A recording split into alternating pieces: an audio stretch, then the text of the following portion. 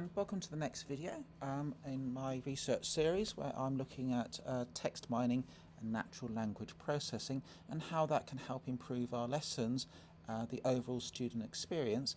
And in this video we're going to be talking about student voice. So the Orange text mining software, and indeed many other programs that you can find on the internet, can quickly generate for you a word cloud.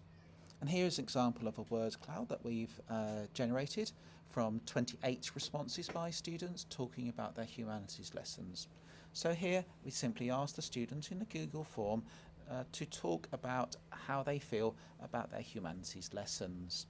We left this question deliberately open because we wanted to get a range of responses from students. So you can see here, word clouds can be a very powerful tool for identifying aspects of your lessons that students enjoy, value, or would like to see improving. We have used these word clouds to develop focused interventions and give student voice real power.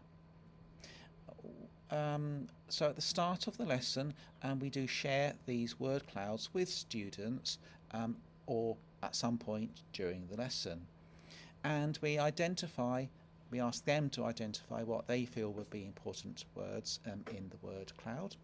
And then we use this word cloud to show how we are responding to their student voice. So in these examples, students like the interactive aspect of lessons, but some have identified that they feel the lessons were repetitive, boring, or confusing. We're now at a stage where we've built up a relationship with students that they are comfortable not only giving feedback, honest feedback about lessons, but also having small group or one-to-one focused conversations about specific things they've said. These can be done with 3 or 4 students that the system has identified as using specific words.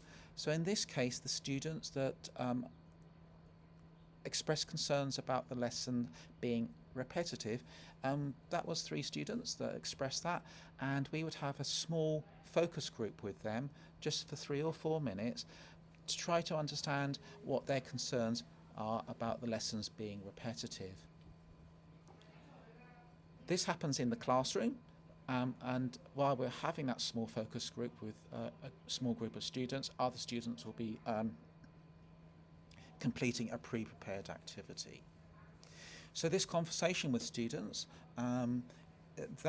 what transpired from this was these were actually very, very able students, and they didn't like core concepts being repeated again and again and again because they felt that they were ready for the next steps. So what we did in this, we explained to them that the reason why they're feeling that is because they are very, very capable students.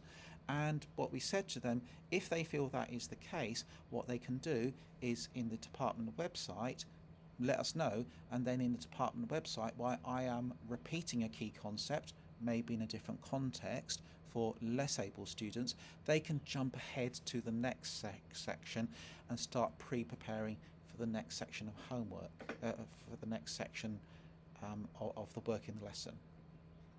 We did explain to students why we repeat certain things again, and we said this is because it's important for the end assessment.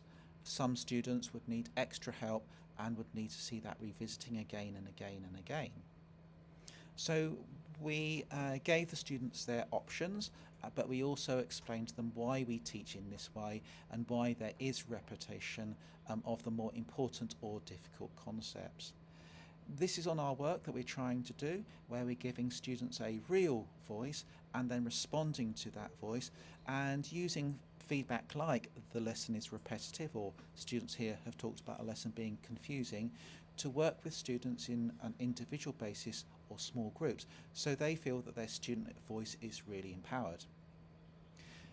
What I've also done here with lessons is that I said, you've identified that you really like the lesson being interactive. You've said that making the lessons interactive is interesting. So then we can say to students, okay, because you have identified you like the interactive, because you've identified specific aspects of the lesson, we will try to do more of those, so actually really focusing on the ways that the students like to learn and how students feel most rewarded. Again, this is giving power to student voice. In this video we looked at word clouds and how word clouds can help with our planning. Word clouds can help us develop specific interventions for lessons, but they can also help to empower student voice. In the next lesson, we're going to be looking at a facility where we can actually look at keywords and a keyword extractor. This is basically how the word cloud works, but the keyword extractor can also be a useful tool for us to further analyse what students are saying. The keyword analyzer can be also used to analyse students' essays.